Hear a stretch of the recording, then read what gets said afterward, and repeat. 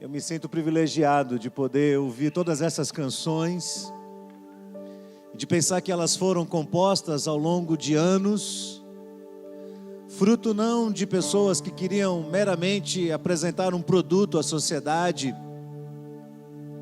mas corações que foram tocados por uma mensagem, foram alcançados por uma realidade, por uma verdade. E as letras dessas canções acabaram se transformando numa verdadeira confissão de fé. Quais são as suas confissões? No que exatamente você fundamenta a sua vida, a sua história e a sua existência neste mundo? Eu digo isso porque nós estamos comemorando o Natal e este é um momento muito significativo em que pensamos, e é claro, é um momento que toca os nossos corações e nós lembramos dessas canções e elas estão gravadas na nossa mente, na nossa história, na tradição das nossas famílias. No entanto, é muito importante que a gente relembre o que exatamente existe por trás de tudo isso, para que não venhamos a cometer o mesmo erro, não só da nossa sociedade, mas de outras épocas também, em que o Natal foi substituído por elementos que não condiziam propriamente com a sua realidade. Eu quero compartilhar com você um pouquinho da minha confissão de fé. Ela está fundamentada na Bíblia, que é a palavra de Deus. E nós ouvimos esse texto aqui, Isaías capítulo 9, verso 6. O texto diz: um menino vos nasceu, e um filho se vos deu, e o governo estará sobre os seus ombros, e ele será o maravilhoso conselheiro, o Deus forte, o Pai da eternidade e o príncipe da paz. Isso foi dito por Isaías 700 anos antes, mais de 700 anos antes de acontecer. É o cumprimento de uma profecia registrado aí nas Escrituras e qualquer um pode ter acesso a isso. Exatamente conforme Deus revelou a Isaías, acontece 700 e tantos anos depois. E a mãe de Jesus o carrega no colo, ainda um bebê, e o leva ao templo, o templo sagrado dos judeus, e ali há um ancião, um homem já de muita idade, um homem que já viveu todas as suas experiências, um homem que já teve a sua família, a sua história, a sua profissão, mas segundo o testemunho dele, alguma coisa ainda lhe faltava e ele não queria partir desta vida sem que os seus olhos pudessem contemplar o cumprimento da promessa de Deus. E quando Maria entra no templo com aquele bebê no colo, Simeão é tocado pelo Espírito Santo. Tamanha a sua sensibilidade e a sua vivência na presença de Deus, que ele vai na direção de Maria e ele reconhece: não é um bebê qualquer, é um Messias, é o Filho de Deus. E ele pega aquela criança no seu colo e a consagra a Deus e diz: este será posto para a elevação e a queda de muitos. E ele também é posto para aquilo que é contraditado. E ele vira-se para a mãe de Jesus e diz: e uma espada lhe traspassará a alma. Esse texto está em Lucas capítulo 2, verso 35. Simeão está falando da realidade de quem é Jesus. Da mesma forma como Isaías o apresentou.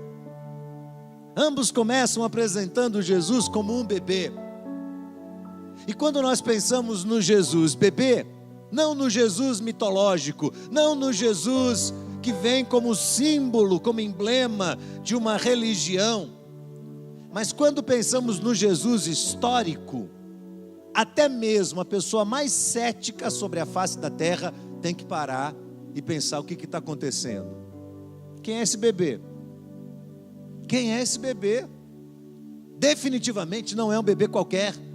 A terra contemplou milhares e milhares, bilhões de bebês já nasceram sobre a face da terra, mas nenhum causou tanto impacto como ele.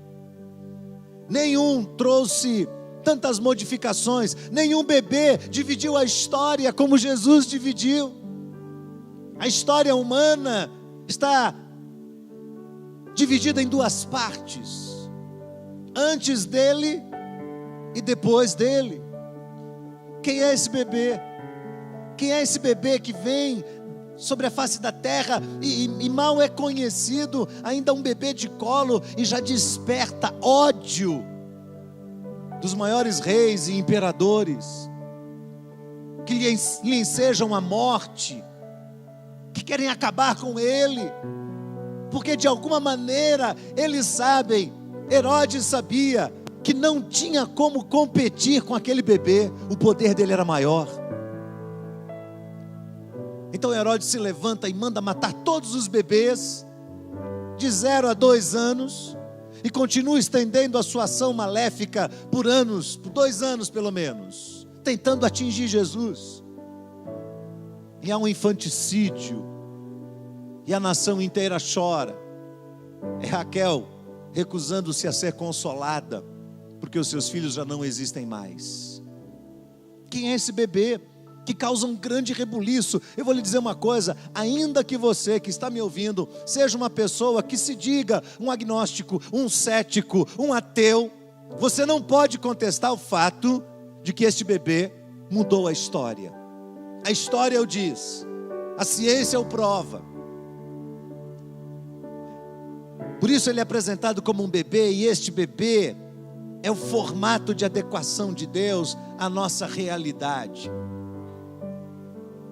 Óbvio que Deus não pode ser encaixado na nossa mente, no nosso conhecimento, na nossa razão. Nenhum de nós pode entender em suficiência quem é Deus. Então Deus, já de antemão percebendo isso, a nossa limitação, a limitação do nosso raciocínio, Ele se transfigura numa criança, num bebê. Ele encarna e Ele desce até nós, e Ele invade o nosso mundo, Ele invade a nossa história, para se fazer rei entre nós. Então esse é o primeiro aspecto interessante, é o Jesus histórico, é o Jesus bebê de colo, é o Deus encarnado. A Bíblia diz que Satanás odeia a ideia de Jesus encarnado, e lá no Apocalipse o texto diz que o anticristo não aceita a encarnação de Cristo Jesus. E nessa prefiguração do Apocalipse capítulo 12, aquela senhora que tem na sua cabeça uma coroa com 12 diademas, prefigura a nação de Israel e as 12 tribos, e ela está prestes a dar à luz, mas debaixo dos seus pés há um dragão, querendo tragar a criança. Mas este dragão não pode tragar essa criança, ao contrário, é esmagado pelo seu calcanhar. Que realidade profunda. Isaías diz, é um menino que vem, mas não é um menino qualquer, um filho se vos deu, e este filho não é um filho qualquer, é o Filho de Deus. E quando Simeão faz a relação do que ele está vendo com a profecia, ele percebe a missão de Jesus. Por isso ele diz, ele vem para ser instrumento de contradição. O que significa isso? É muito simples. O povo que andava em trevas viu uma grande luz, e aos que viviam na região da sombra da morte resplandeceu-lhes a luz. O que há de mais antagônico do que luz e trevas? E as trevas não podem prevalecer onde a luz está. Onde a luz entra, as trevas são afugentadas. Por isso Jesus vem a este mundo, e Ele veio a um mundo que é repleto de malignidade, de maldade, de violência, de ciúme, de inveja, de egoísmo, de crimes terríveis. Já está mais do que provado que o ser humano, com toda a sua tecnologia, com toda a sua capacidade intelectual, não pode modificar a realidade humana, não pode transformar a realidade do coração do homem que continua desejando ter todas as coisas e que não aprendeu a dividir e não sabe o que é amar. Eu estava aqui pensando na pequena Maria, no vídeo, no início dessa programação, dizendo: tem que amar, tem que amar. E eu olhei para aquela criança dizendo: tem que amar, e pensei comigo: é impossível. Seres humanos não entendem o que é amar. Falam muito disso, escrevem, fazem canções, mas não entendem o que é amar. Parece que a maldade está intrínseca, está ligada ao coração humano. E nós temos uma forte tendência em olhar para esta vida sempre do lado negativo, sempre da perspectiva ruim de todas as coisas. Por isso, o mundo é o caos que é. Por isso o mundo está repleto de trevas. Por isso as famílias se separam. Por isso os casamentos não se sustentam. Existe mentira, existe desonestidade, existe traição, existe rebelião. A autoridade paterna não é mais respeitada, a autoridade materna não tem valor nenhum. O conceito de um jovem e uma jovem irem para um casamento puros foi colocado de lado em prol do prazer imediato a qualquer preço e a qualquer custo. Perdemos o referencial, perdemos os valores. Mas eu quero dizer para você que foi neste mundo permeado de trevas, repleto de ódio, de violência e de pecado, que a luz de Cristo veio brilhar. Foi no meio deste mundo. Então nós não estamos cantando uma ficção aqui, queridos. Nós estamos cantando uma grande realidade. Jesus veio para ser elemento de contradição. Ele veio para ser antagônico às trevas. Ele veio para que aquilo que está fora do lugar seja colocado no eixo. Ele veio para que aqueles que não sabem o porquê vieram a este mundo e não conseguem entender o que acontece. E eu quero confessar para você que hoje, eu já disse isso várias vezes aqui, aqueles que me conhecem sabem disso. Se eu não tivesse entendido quem é Jesus, se eu não tivesse compreendido em profundidade a mensagem do Natal, eu lhe confesso, a minha vida seria um caos. Eu ia sair por aí fazendo justiça própria. Eu ia sair por aí atropelando as pessoas. Eu ia sair por aí, quem sabe, fazendo as piores coisas que você pode imaginar. Porque eu, por mim mesmo, não posso me sustentar. Não posso manter firme a moral.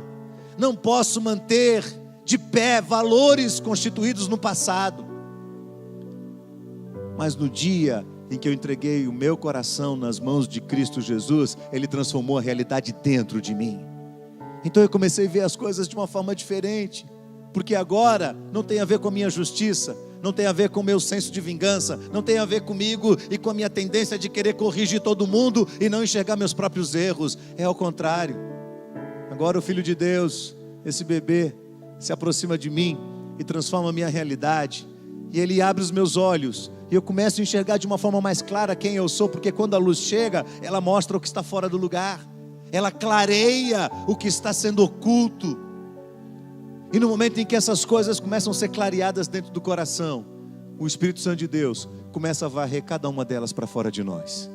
E Ele vai transformando a nossa realidade. E aí o Isaías diz assim, Ele veio para isso. Essa é a missão dele, resgatar, reconciliar o ser humano com Deus. Restaurar a sorte humana, dar ao homem, dar à mulher, dar a seres humanos a perspectiva do que vem depois e da vida eterna. E eu encerro minha palavra dizendo para você que Isaías, relembrando você que Isaías diz que o governo está sobre os seus ombros. Ou seja, Jesus não veio para ser um mito religioso. Jesus não veio para ser apenas um grande mestre a ser seguido. Ele veio para ser Senhor de todas as coisas. Por isso a palavra de Deus diz que diante dele, como cumprimento da profecia, diante dele, todo joelho se dobrará e toda língua confessará que Ele é o Senhor. Os cristãos confessarão, os de outras religiões também confessarão, Os incrédulos se dobrarão diante de Jesus e vão confessar que Ele é o Senhor. Os ateus vão ser colocados diante do Senhor e vão confessar: de fato, Tu és o Senhor. E você vai ver seres da história humana se dobrando diante de Jesus Cristo. Você vai ver Marx ajoelhado na presença de Jesus dizendo: o Senhor é de fato o Senhor. Você vai ver Mao Tse Tung dizendo: Jesus Cristo é o Senhor. Você vai ver o Fidel Castro dizendo: Jesus Cristo é o Senhor. Você vai ver todas as pessoas que já passaram sobre a face da terra com o seu joelho dobrado, declarando: Jesus Cristo é o nosso Senhor. Por isso, queridos, não tem a ver com uma religião. Tem a ver com uma convicção que nasce lá no fundo da alma. É nisso que nós acreditamos. Nós cremos em Jesus. Quem aqui crê em Jesus? Nós cremos nessa história como uma história verdadeira. E há uma canção muito linda que fala sobre isso. É a nossa convicção. É aquilo que cremos. É Jesus. É nele que nós cremos. É nele que nós depositamos toda a nossa confiança, toda a nossa segurança. E eu vou um pouco além. Eu ouço muitas vezes cristãos dizerem: Jesus é o Senhor da minha vida, mas eles vivem magoados, eles vivem cheios de raiva no coração, eles vivem com pendências, eles vivem com pecados não tratados. Eu queria dizer para você que se essa é a sua condição, você ainda não entendeu o que significa permitir que Jesus seja Senhor da sua vida. Se você crê em Jesus, transforme isso não apenas num credo, mas num estilo de vida. Permita-se ser transformado, porque a palavra de Deus diz: se alguém está em Cristo, nova criatura é. O que mais? As coisas velhas já passaram, e eis que tudo se fez novo. Então eu quero convidar você a cantar conosco. Eu acredito em Jesus Cristo.